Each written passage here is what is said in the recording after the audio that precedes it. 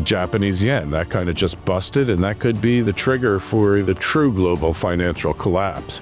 So it's not just the dollar that goes, it's every fiat currency. And then what are you left with? This is Kaiser Johnson with Liberty and Finance. With silver's recent spike higher, if you're needing to raise cash, Miles Franklin stands ready to buy your silver at highly competitive buyback prices. Also, with a high spot price and still low premiums, it's a great time to swap from silver bullion into silver eagles and junk silver. And finally, we're also happy to swap your gold into silver while the gold-silver ratio is still high before the silver train leaves the station. Call us at 1-888-81-LIBERTY. That's 1-888-815-4237. We're available after hours and on weekends, and we look forward to speaking with you. Welcome back to Liberty and Finance. We're delighted to have this returning guest. In some way, this man kind of started it all. We'll get back to why I say that. We're talking with Kerry Lutz, the founder of the Financial Survival Network on Liberty and Finance. I'm your host, Dunnigan Kaiser. We're recording this today, Tuesday, June 3rd, 2025. Kerry, thanks for coming back on Liberty and Finance. Hey, it's always an honor to be with you, Dunnigan. I mean, we could go back so far. I know your kids, and I know your values, and I feel a real connection with you. I don't just say that to every person that has me on their show. I don't even go on everyone's show that I could, because if I don't feel like there's an alignment, then what's the point? We're going to talk about the difference between appearance and substance today, about how difficult it has been to tell the story that needs to be told, the truth that needs to be told, even on the so-called free internet over the past decade, and whether or not that's actually a material changing, or whether there's just some window dressing and posing going on with a new narrative being spun to make people think that things are getting better when in fact AI is eating our lunch and we're being boiled like frogs in a pot. We're going to talk about that and how we know what aspects of that we are able to know. But I did want to give a shout out to you and to your Financial Survival Network, because it was you who had my son Elijah on your channel and told him, you said, we're going to make you a rock star in this alt media business. And you really gave him a boost up initially. And then it was him who dragged me into this fray of independent journalism. And I started my channel Reluctant Preppers because I was getting so gravely concerned about the interviews that he was giving us previews of over the dinner table. And now here we are 13 years later. And it's great to be we're crossing 125,000 subscribers, and just grateful for your ongoing influence and support to help Elisha, to help me, and to be a voice for those who need to be heard out there in the interview space. Can you talk to us very briefly about what got you started on the Financial Survival Network and what you see today that is either corroborating what your concerns were initially, or if you see any areas of glimmers of hope that you didn't see initially? Let us know what you're seeing about financial survival and what you're telling people about it through your interviews. Well, everything I thought was going to happen 13 years ago, is happening. We got gold, nearly 3,400 an ounce. Silver is lagging, but it looks like it's going to lead probably fairly soon. I didn't anticipate Bitcoin, but I should have. I really see that as digital gold. I had a lot of misgivings about it, but now that you've seen the president and the government and the financial system completely embrace cryptocurrency, particularly Bitcoin, the rest don't really mean anything to me at this point. They're in a proving stage. Bitcoin has already proved itself.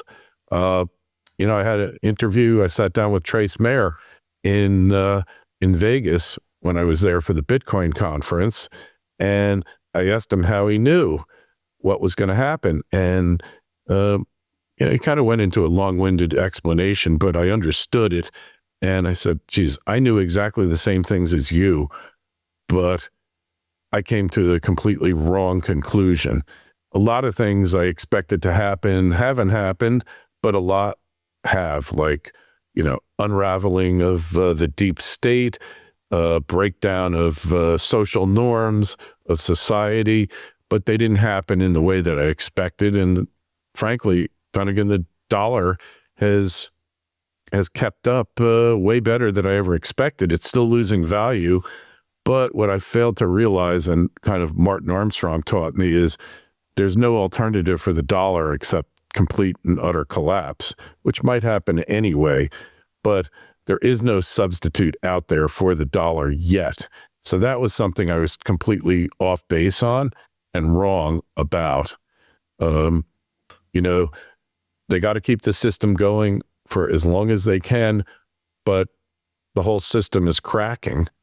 You know, here we are, we're on the internet, we're on a video conference, all these things, Dunnigan, and yet the entire financial system in the globe is still running on COBOL, which is a programming language. I think it was created in the 60s, and what it kind of is an analog for what's going on with the system.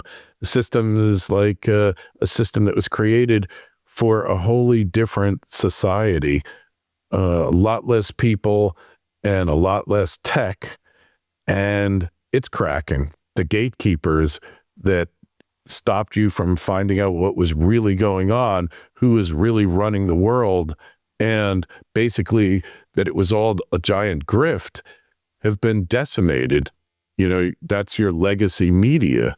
So when you look at all these things, I had a glimpse of it. I think you did too. But, you know, Yogi Berra said, he was on the Yankees, and he had these yogiisms. He said, prediction is very difficult, especially about the future. I sometimes wonder if he sat there up night thinking, how can he say something in a way that people will remember forever? Because there's too much genius built into those sayings of his to have been a mistake that consistently. I guess you could say the same about a lot of the policy decisions and narrative that have been spun, that we've been dragged through over the past couple of decades. It's just too, we call it too stupid to be stupid, or too stupid to be a mistake. It can't have been unplanned to be this destructive to people's well-being, both health and financial and freedom and privacy and national borders. Just keep social mores and structure that have held societies together in a civilized form. The ability to have intelligent, civilized discourse that based on reason and logic and unchanging laws of argumentation and persuasion. There's been so much destroyed and dissolved without a shot being fired, or in some cases, some shots being fired, but a lot fewer than maybe a lot of us pictured. It's been unnerving. One of the things that we wanted to talk to you about is the freedom of speech that we foresaw. But before we get to that, I wanted to weigh in on one thing that you mentioned, and that was perhaps seeing the collapse as we foreseed it of the dollar. But how can you not stop to at least tip your hat to the destruction of earnings, savings, and retirement that have been accomplished through the debasement of the currency? In fact, that's one of my favorite little jokes is, where do central bankers live? The answer is in debasement. But I didn't make it up. I like it. Anyway, with the fact that the U.S. dollar, this comes to its head every time we sell what's called 90% silver coinage or junk silver, is people often ask, newbies especially, why would I have to pay $26 for 10 dimes? Why would I have to pay that amount for 4 quarters? And that's where the rubber hits the road. That's where the mind starts to the wheels start to see the reality in your face. And actually, I had a bad dream about a week ago where I opened up my wallet and I was trying to live out of $100 bills that I had saved in my wallet in my dream. And at first, the fees that I was being charged were like $10. And I thought, okay, I can get by a long time on this. And then all of a sudden, the fees were in hundreds of dollars. And then the fees were in thousands of dollars. But my wallet, it still just had a $100 bill in it. I'm in deep trouble. I thought this was going to last me for decades, and it's only going to last me about a week at this rate. We have numerous people in our 55-plus community where we live who have thought they were retired. Their financial planners told them they were retired and could stay retired, and they were on a good track, and now they're going back to work. comments from you on, even though you haven't seen the collapse of the dollar the way you foresaw it, the real impact on real people's lives of the real destruction of our unreal dollar that we have been living through. Yeah, it's been a slow motion collapse. And I don't mean to say everything is fine and the dollar's great and all that, but the purchasing power keeps getting eroded. And if you look post 1971, after the gold window was closed, productivity gains through technology have been enormous. And that's the only thing that saved us, because if everything cost what it cost then, life would be completely unaffordable.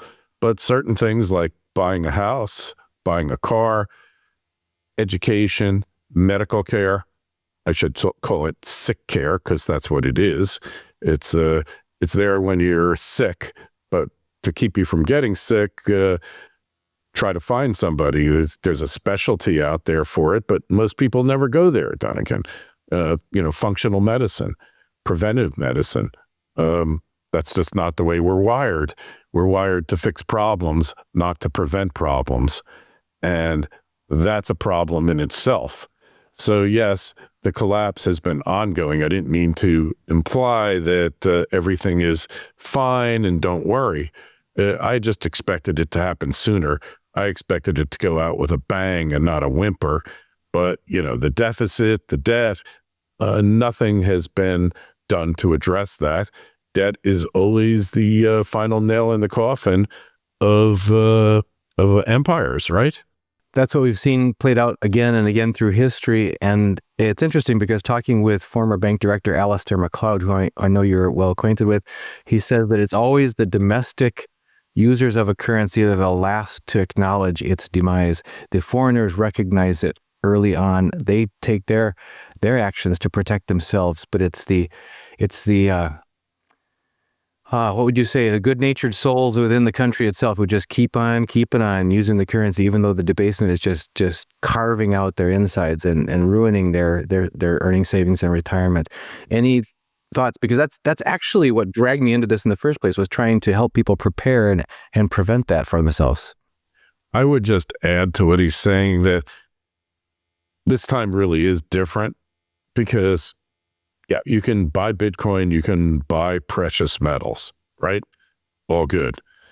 But every currency in the world is going through the same thing as the dollar, the euro, and the yuan, the Japanese yen. That kind of just busted, and that could be the trigger for the true global financial collapse. We had a collapse in 08 and 09, but they papered over it and just printed more money. That was when I said the cure is worse than the disease, or the cure is the disease. In that case, print more money. That was what was going wrong with everything.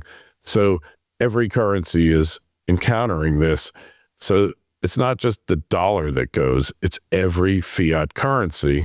And then what are you left with? And that's what Bitcoin is so intriguing about. Right now, Bitcoin's kind of a semi-derivative of the dollar and an asset class. But I foresee the day where, look, El Salvador is on a Bitcoin standard and a US dollar standard. Panama is going to start charging Bitcoin for crossing the canal. You'll get a front slot on the line if you pay in Bitcoin. These are things that you can't just ignore these trends. Yeah, like the whole world would love nothing better than to dump the dollar, but where do they go? They're not going to go to the euro. They're not going to the renminbi. They're not going to the yen. There's no substitute. Plus, as long as the dollar is the global financial, reserve currency, there is no, and that's what I learned from Martin Armstrong, and I wrote this book with him, The World According to Martin Armstrong. Just put a little plug in there for it. Do you have a copy you can show us? Of course I have a. Do I have a copy for? You're holding out on us. Yeah. Hey, and that's 14 years of interviews with Marty, and the book's a joint venture. He said, "Go write it," but I said, "Look, if I'm writing a book, I'm writing it. I'm using your name, your wisdom. We're splitting it." So that's what we did. I just felt that that was the right thing to do. But what I learned from him is that it's a process of decline. He's saying 2032, 2032, Dunnigan is right around the corner. I mean, we started this thing 13, 14 years ago, and look at us now. So to think another 7 years around the corner, he seems to think it'll be China. I don't believe it. I believe we're entering the world of competing currencies, of which gold will back them up and be a currency again. Right now, gold, silver, it's an asset class. Yes, theoretically you can spend it, but why would you want to? It's Gresham's law. Bad money pushes out good money. So as long as the dollar works, nobody's digging into their gold unless they absolutely have to. I've had a few instances over the past 14 years to pay for some weddings, pay some taxes, but it was reluctantly so. Managed to hold on to most of my silver, though, and a good chunk of my gold, and it's treated me well. It's worth the same amount nominally in dollars that it was when I started spending it. So what can you do? It's like sometimes you got to spend money that you don't want to. And I have a friend that I put into gold. He went through a divorce. He went through bankruptcies. He thanked me. He said, if I hadn't listened to you, I would have just spent that money. But the fact that it was sitting in my safe deposit box, in my vault, or wherever he had it, I couldn't spend it. And then when I really needed it, thanks to you, I had it. And man, that was like the best compliment that anyone could have ever paid me. And I told him, you know what, David, I'm in the same boat as you.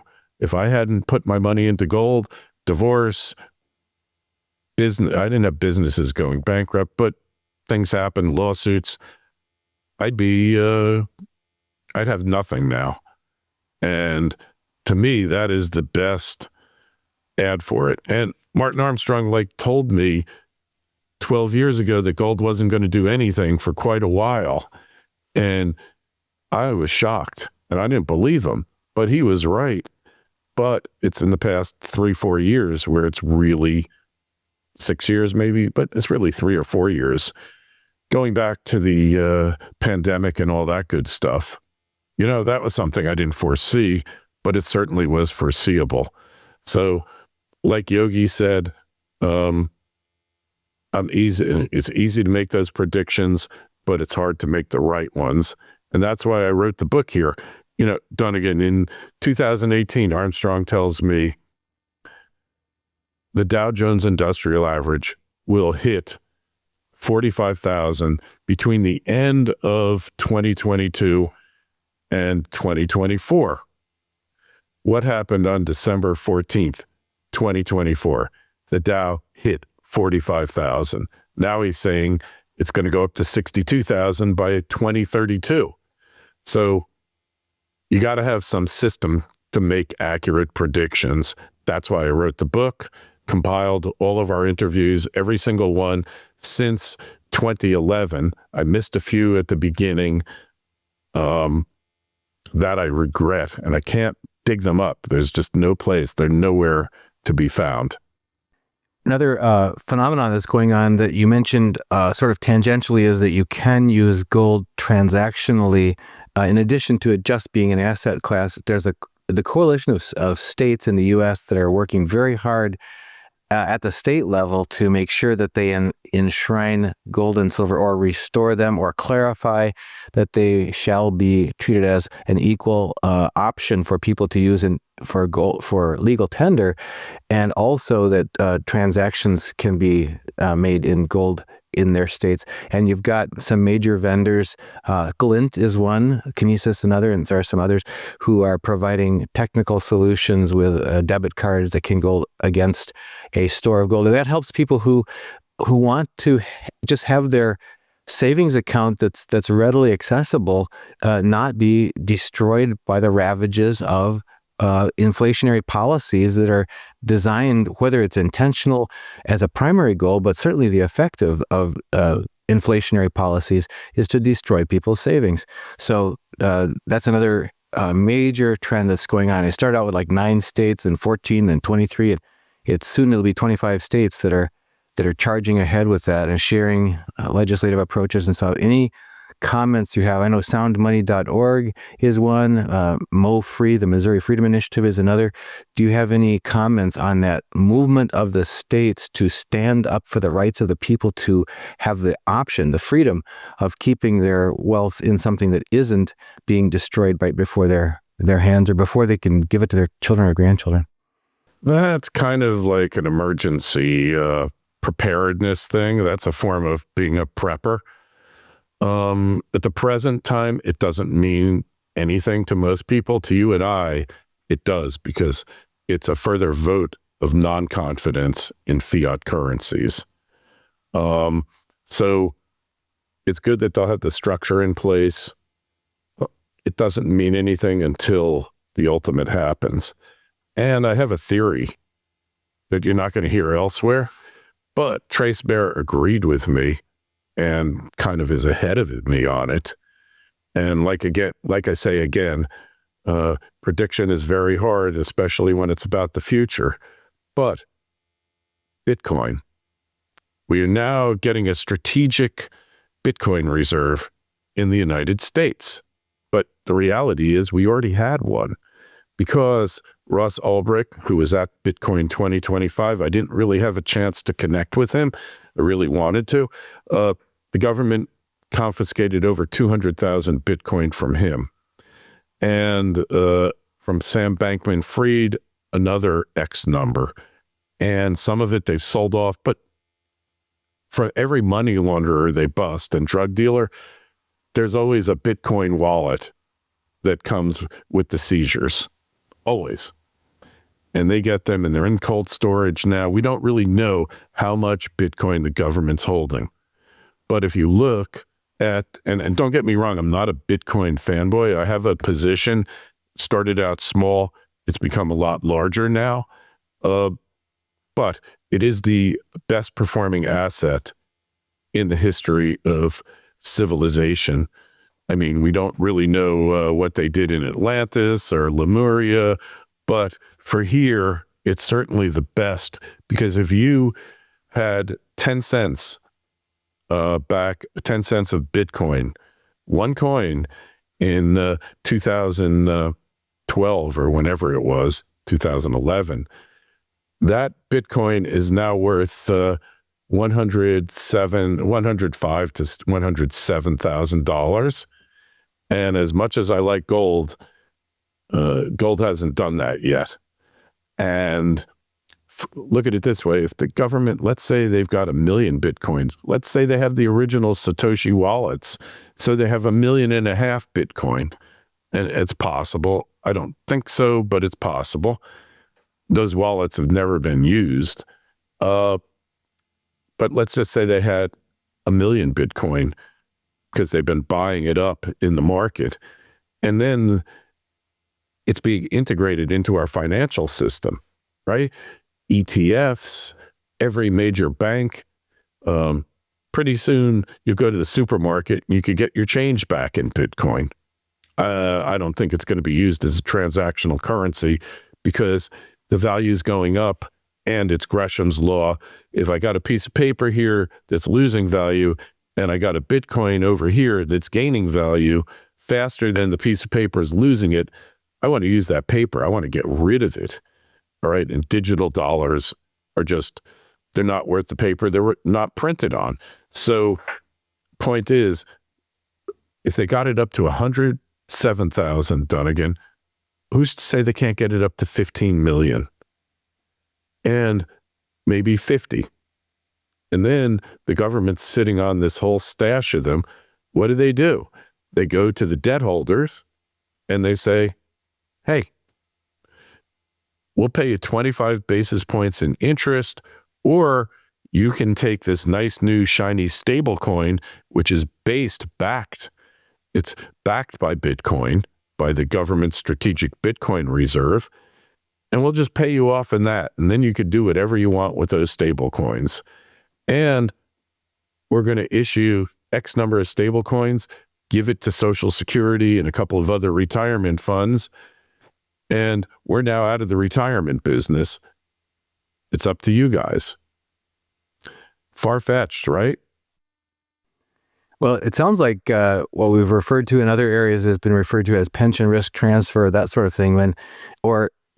You look in expansions of assets, novel asset classes in the past, whether they proved to be bubbles or whether they persisted over time, is certainly question. It's a valid question. Is what happens next in those cases when you're the one who's then holding what was at a time valued highly?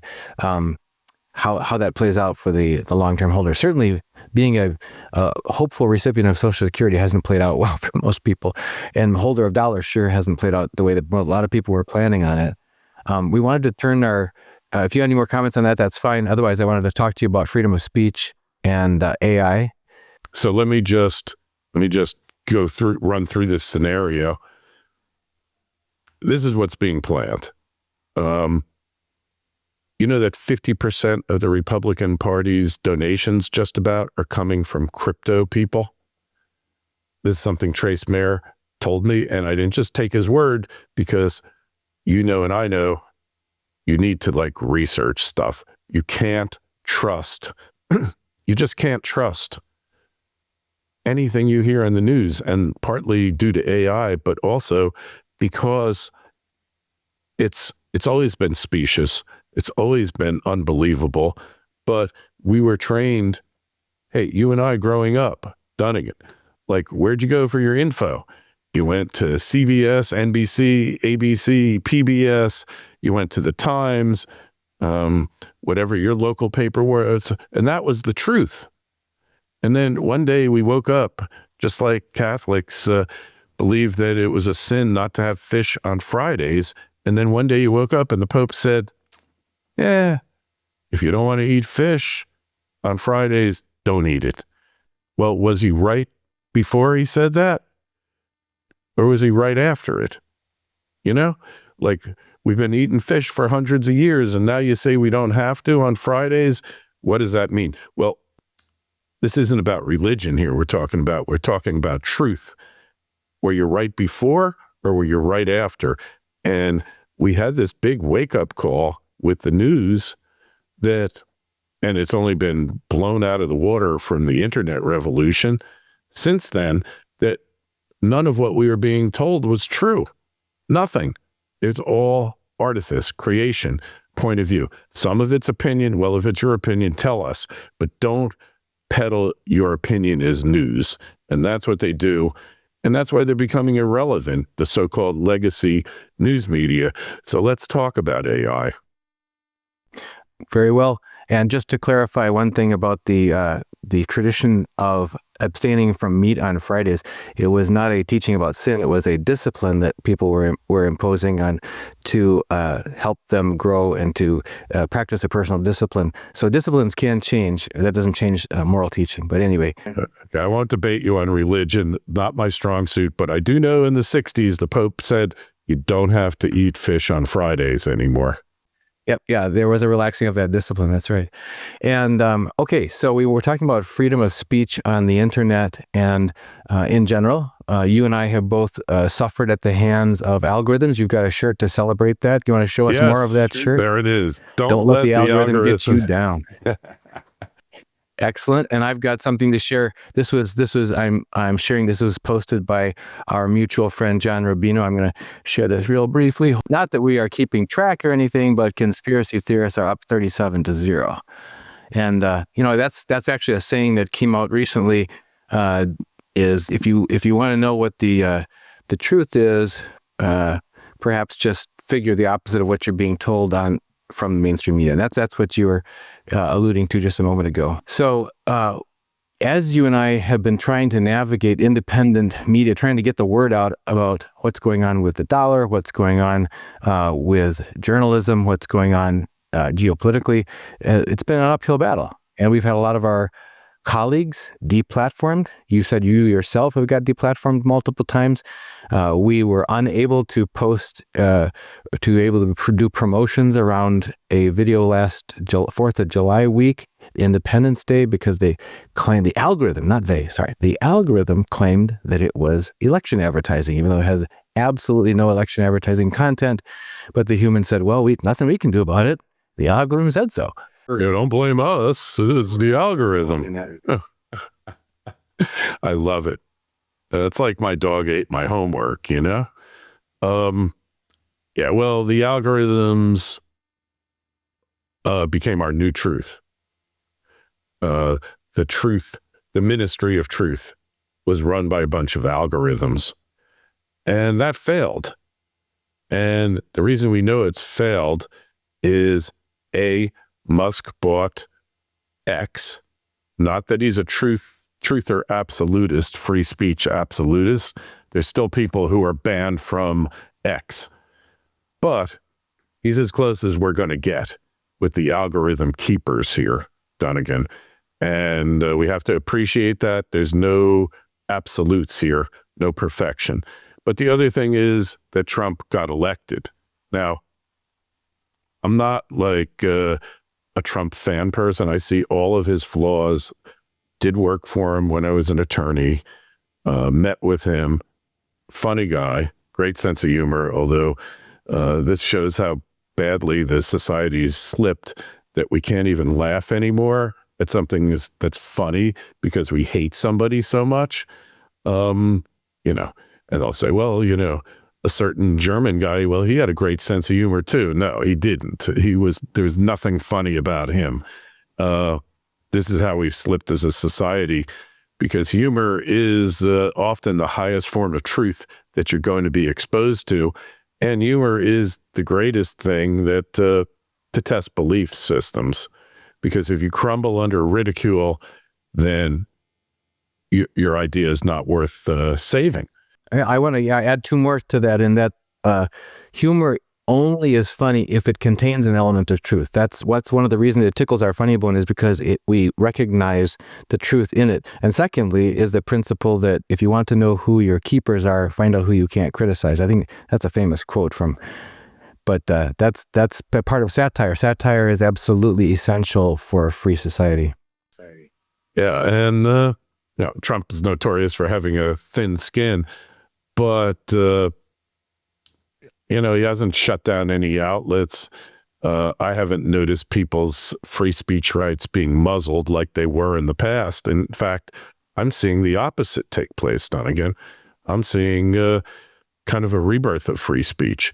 So we get to the AI. A couple of things to note. I use it extensively in everything I do now. Everything. So is this a real Kerry Lutz, or is this a AI version of Kerry Lutz? Except for personal appearances. Okay, because I thought it looked a lot like Kerry, but okay. I write it, and then the AI rewrites it. Okay? My grammar is pretty darn good, but it's not as good as the AI's. So it's a force multiplier. Can it be set to evil? There's no question about it. Will it destroy us all? It's a very good possibility. If the politicians don't do it, their AIs might.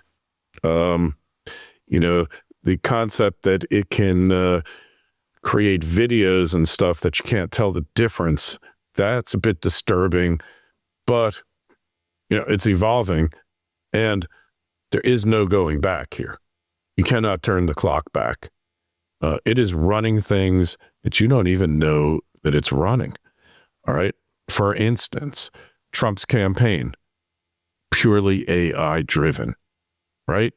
The messaging, the campaign stops, the themes, everything. And I will tell you that his first 120 days, he just did a lot of executive orders. Let me tell you something. I call it Trump GPT, right? It's all AI driven. I know it because working with AI, I've kind of become somewhat of an expert in picking it out. And I can tell there's certain word usages that people don't do, but AI does. And I can pick it out, not always, but I can pick it out pretty well. I don't let AI just create my material. I guide it and I make it reflect my voice. When you get good enough at AI, you can make it so it reflects your voice and nobody can tell the difference. They can theorize because there will be turns of phrase that people just don't come up with. But, and I'm not like bragging about my intellect. I don't think I'm the smartest person in the world by any stretch. But what I've learned how to do with it is make it a mirror, make it reflect me rather than have the mirror determine who you are. You know, you go into a fun house and they have these crazy mirrors that make you look all weird. That's the way most people use AI. They don't know they're doing it that way, but there's a higher level use case for it. So it's running things that you don't even know it's running now. And we will all might become slaves of it. Certainly a lot of our current economy is not going to exist.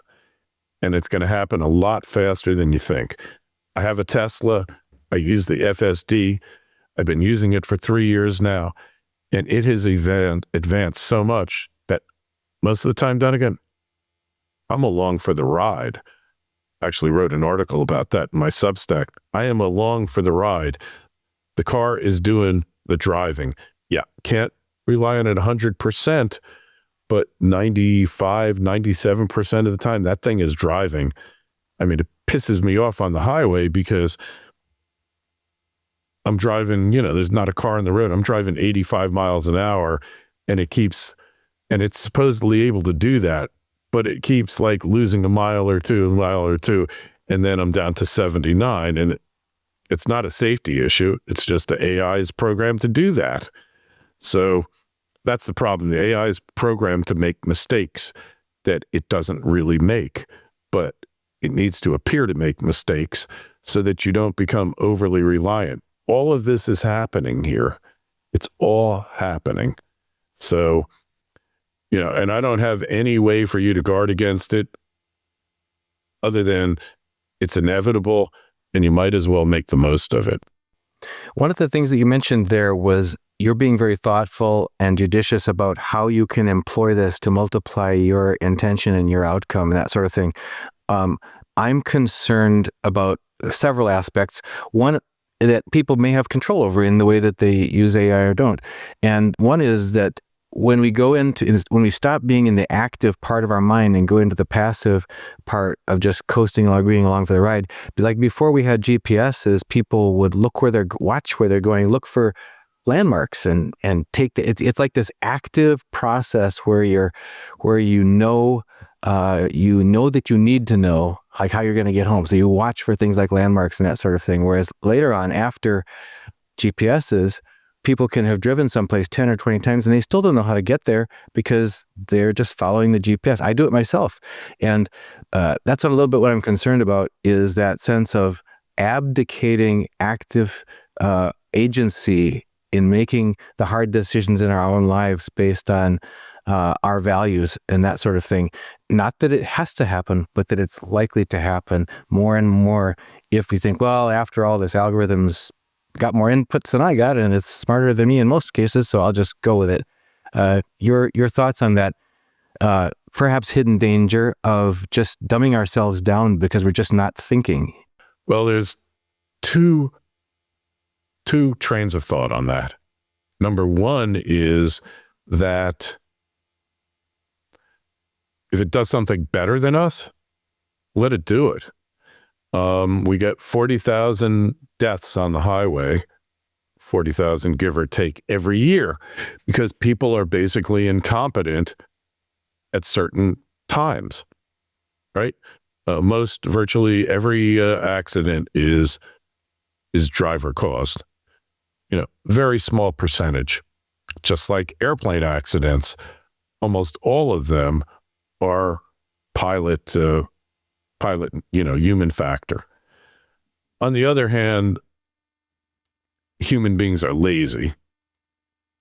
And, if human beings are lazy, then a void happens, and something goes and fills that void.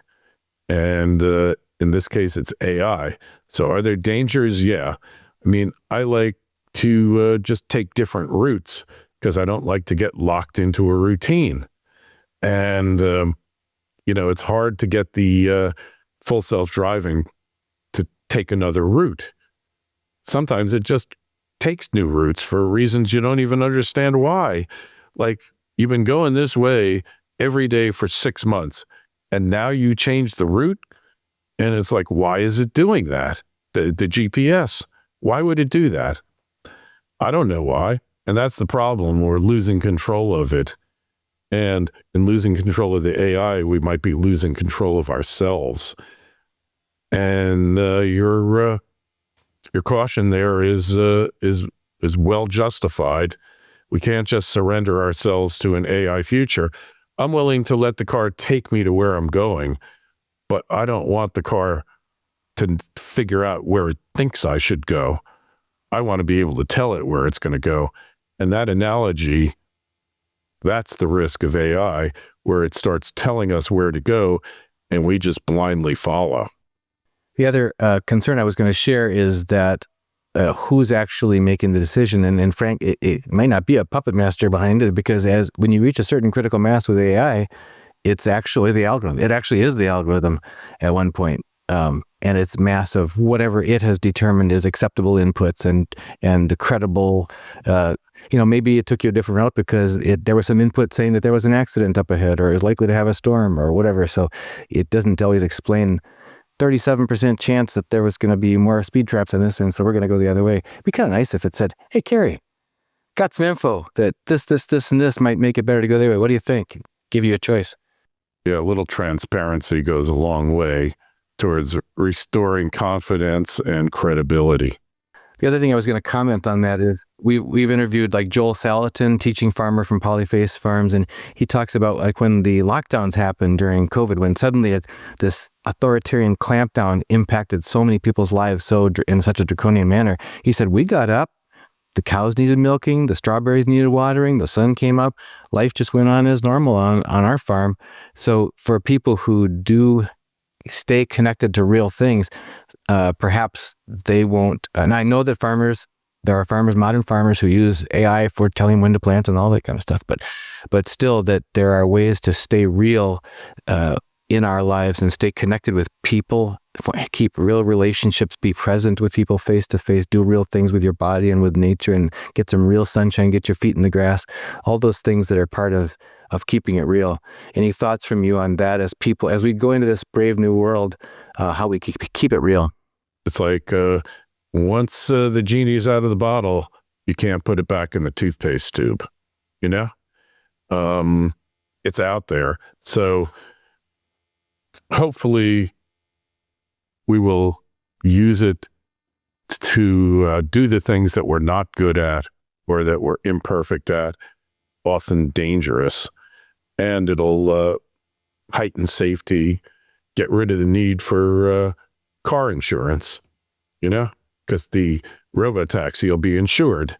Maybe that's not a good thing. There's a lot of people employed by auto insurance companies, but if you don't need them, why have them? But yeah, it's not going to exercise for you. It's not going to go on a 10-mile walk or a hike. And it's not going to feed the animals. It's not going to feed your dog or your cat. So there's certain things it's not going to do. Maybe when they have robots, another 10 years, it'll do that for you too.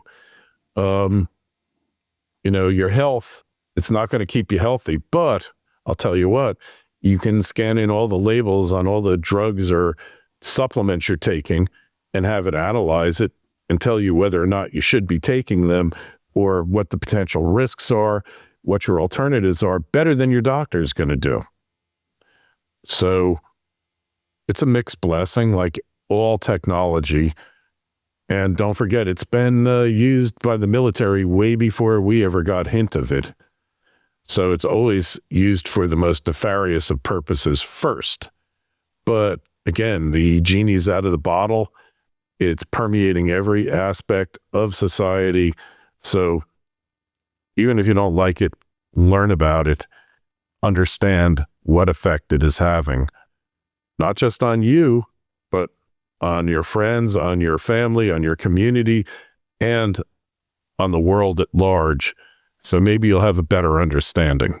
Yeah, and maybe one thing I was expecting you to say there is don't just turn your kids over to it and assume that it's the new parent for your kids, because that's one of the mistakes that a lot of people have made about public schools as they learned during the lockdowns and they get to see what was going on behind the curtain. Kerry, if people want to follow your work on an ongoing basis, where should they get connected? Just go to financialsurvivalnetwork.com. I've got a Substack, which address eludes me at this moment, a couple. Don't forget the book. Hopefully you'll be kind enough to throw a link up there to the Amazon site, and it's sold in Amazon and wherever fine books used to be sold. And yeah, that's it. If you want to send me an email, kl@kerrylutz.com, and we will shoot you out a copy, Donegan. Very well, Kerry. We are so grateful for your presence here. Everyone, we've been talking with Kerry Lutz, the founder of the Financial Survival Network here on Liberty and Finance. Kerry, thanks for coming on again. Honor, and love what you're doing. Far exceeded my meager efforts. Thanks so much. This is Kaiser Johnson with Liberty and Finance. With silver's recent spike higher, if you're needing to raise cash, Miles Franklin stands ready to buy your silver at highly competitive buyback prices. Also, with a high spot price and still low premiums, it's a great time to swap from silver bullion into silver eagles and junk silver. And finally, we're also happy to swap your gold into silver while the gold-silver ratio is still high before the silver train leaves the station. Call us at 1-888-81-LIBERTY. That's 1-888-815-4237. We're available after hours and on weekends, and we look forward to speaking with you.